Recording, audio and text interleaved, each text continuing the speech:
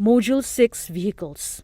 The final module in the motorcycle series looks at the fastest changing part of the motorcycling system, which is the bike. This module examines current and emerging vehicle standards and looks at ways to realize safety features in new vehicles. It also deals with the emerging markets of electric bicycles. Mr. Beer will start Module 6. Vehicle safety. There are many different types of motorcycles out there and there are some common features we look for. I've put up there a very old motorcycle, but this is more commonly what we're seeing. And then some bigger, more powerful motorcycles are also available on the market. We talked about the safe system, the pillars there, safe vehicles, safe roads and roadsides, safe people, safe speeds, and post-care response, which is where the crash has happened and how you protect those people that have been injured and get them treated as quickly as you can. We've got three of those pillars in this diagram, and the vehicle is a very important part. We want to see a 5-star person in a 5-star vehicle on a 5-star road. The vehicle as a car, there are lots and lots of safety features coming onto the market. We're seeing the airbags, electronic stability control, adaptive braking, ABS, crumple zones, lane departure technology. The list goes on. The list is not so big for motorcycles. We're working on that, but the big problem we have, and David, when he was presenting, he talked about the cost reduction or the small cost of safety features in cars. And he talked things like $500, and I assume he was talking $500 US, we'll say as a standard. $500 US to fit electronic stability control or ABS. For a motorcycle, as you know, $500 US is a huge percentage. Huge. And so some of these safety features will take a long time to get into the motorcycle market. That doesn't mean we shouldn't be working on that, but we need to, in my opinion, work from the top down, where we try to influence those standards, get those safety features in, do that through importing, regulations on importing, regulations on selling, regulations on registration.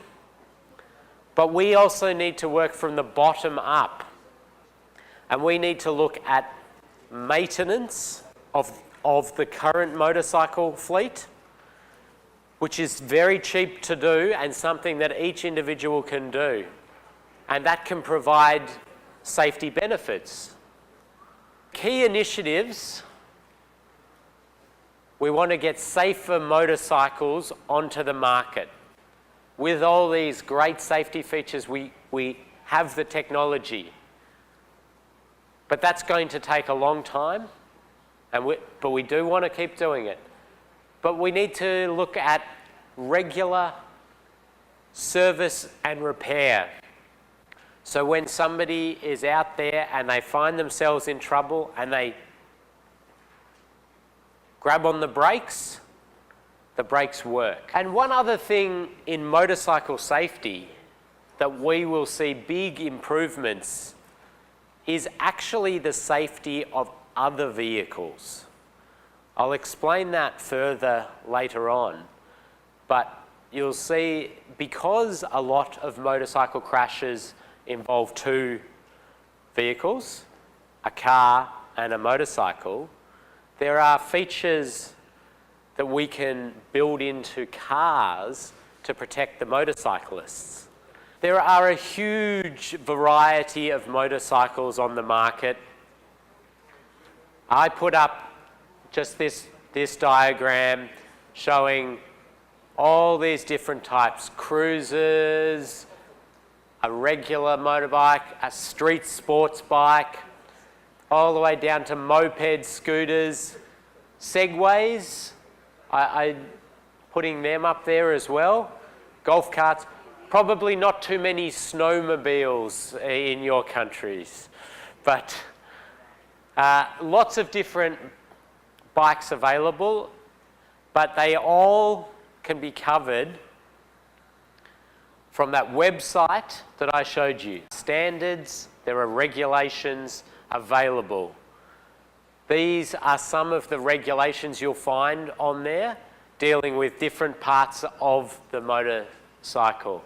Everything from regulations on tail lights, regulations and standards on brakes,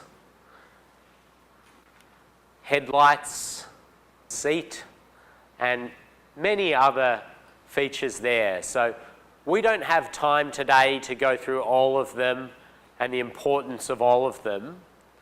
So if you're interested in that, I encourage you to go to the website, or if you are talking to people in your countries that are responsible for vehicle standards, you can direct them to that website and stress to them the importance of these standards. Some of these safety features that are available, we have ABS braking for motorcycles. There has been a lot of discussion from experienced motorcyclists that say they can brake better than ABS because they say they can feel when the bike starts to skid. Now, there has been testing done with the best motorcyclists in the world, and they still cannot brake anywhere near as well as the ABS brakes. So when anybody tells you that a human can brake better than the ABS, do not believe them. Bosch has just won an international award for developing electronic stability control for motorcycles. Now, I'm still trying to understand how it works. It's very complicated, but it looks in the same way that electronic stability control works for a car, which is to monitor the traction of the wheels and adjust the braking accordingly, is the same way that it works for motorcycles, but only with two wheels. But the people at Bosch are very confident that this will be a very good lifesaver for motorcyclists. But at the moment, very expensive. We will see it come in slowly over a long time, but so you're all aware, it is available. And then there are airbags. There are airbags available for motorcycles. This one is not what we're talking about as an airbag. This is the airbag that's available. Again, it's very expensive, and the research out there is not 100%. We are not 100% confident that this is a great safety feature for motorcyclists. So as a worldwide community, we're still working on this. This is an airbag that deploys from the motorcycle. There are airbags that deploy from jackets and from helmets. There's work being done on this, and we'll continue to work on it. So you're aware that there are safety features available and coming onto the market. At the moment, they're expensive. We'll continue as a worldwide community to try to make these cheaper and get these into the markets.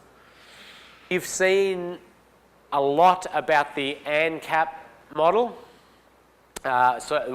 Yours is, this is the A there is the Australian or Australasian, but you have the ASEAN NCAP. It's a great model, and that same model of thinking can be used for motorcycles as well, which we haven't done in any jurisdiction around the world. But it is possible for us to use the model of some facility to standardise the safety of motorcycles, which will generate media and interest.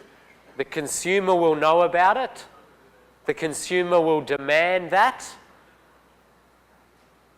The manufacturer then will say, okay, the consumers want that, and you mix that with government intervention and government regulation, and we see safer vehicles coming out of it. It's a fantastic model because that independent third party that can say this is a safer motorcycle than this one, it's a great way to separate government, separate agencies from the manufacturers.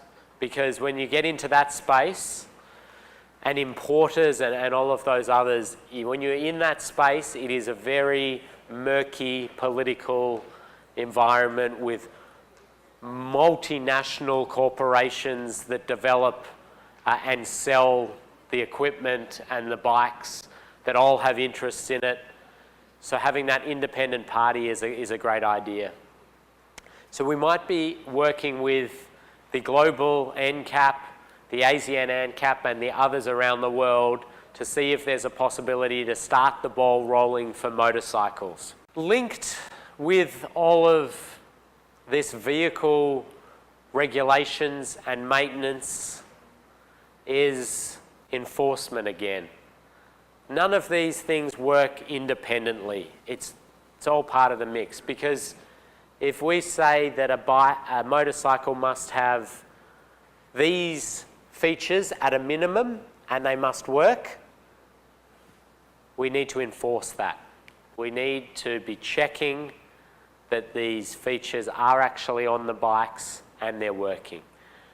And again, I refer you to Ray Shuey's notes on enforcement and the way to operate those enforcement activities.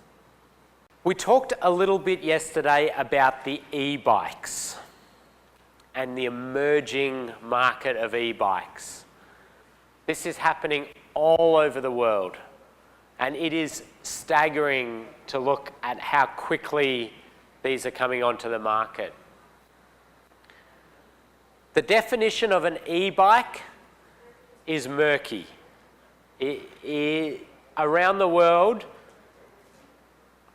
a lot of jurisdictions do not have a definition of what an e-bike is, where it changes to a moped, where it changes to a motorcycle. If you can make that definition as a country or as a jurisdiction, it very much helps you in regulating safety features. There are very small e-bikes with a small engine, and they go all the way up to very big e-bikes. These ones have pedals. This one does not have pedals. This one, pedals, and a bit of a smaller one, inbuilt engines. So we're seeing all sorts of different things come onto the market. I've put down a couple of strategies as ideas. The research shows that about the 30 kilometres per hour mark, things start to get very bad. So somewhere in the range of 30 kilometres per hour as an unassisted bike, I think should be classified as a motorcycle. if it can go faster than that, unassisted, without pedaling. And then if you can use that as a basis to say anything that can go faster than 30 kilometres an hour or 25 kilometres an hour, unassisted, is a motorcycle and has to comply with all the motorcycle regulations, then you get a framework for safer vehicles onto the road network. Helmet use should be encouraged for all bicycles and e-bikes. We still want to encourage everybody to be wearing a helmet regardless of what speed they're travelling. Bicycle helmets, you can get very cheap bicycle helmets that protect children, adults and the elderly. They're very good, and we encourage those for all bicycles and low-powered e-bikes, especially for children, because if we're going to be saying that a low-powered e-bike that can go under 25 kilometres per hour or under 30 kilometres per hour is not a motorcycle, then potentially it does not need any licence, it does not need registration, and that means that young children can use those. So we still need to encourage the use of helmets. We talked about the safety of other vehicles and how that will improve motorcycle safety. The Volvos, this is an example of their pedestrian safety technology, but even the safety features in terms of just having the bonnet away from the hard engine block is a great safety feature. And these will be absolutely fantastic for motorcyclists because there is a significant proportion of motorcycle serious injuries and fatalities where they involve hitting the front of another vehicle. And so these features will help. This is truck underrun protection. A lot of trucks around the world are produced without this feature, and so this becomes a solid object at head height for a motorcyclist. It's also very bad for cars, but if you can provide this, what could be a serious injury or a fatality for a motorcyclist if they run into the back without this can turn into a very minor crash because their front wheel can hit it and absorb some of that energy. You can regulate and mandate truck underrun protection, and that will be helpful for not only motorcyclists but for all vehicles. This one I want to show you is side underrun protection. This is very helpful for motorcycles, e-bikes and bicycles. I put this up here to show you when a large vehicle is turning. They turn and without side underrun protection, motorcyclists, bicyclists, e-bike riders can get caught up under the wheels. A device like this pushes them away. They bounce off it as opposed to going under it. So these devices all can help in improving motorcycle safety, bicycle safety, and e-bike safety. There's an example of another one. If a bicycle rider or a motorcycle was to hit the side here, they wouldn't go under and get caught up under there. They bounce off.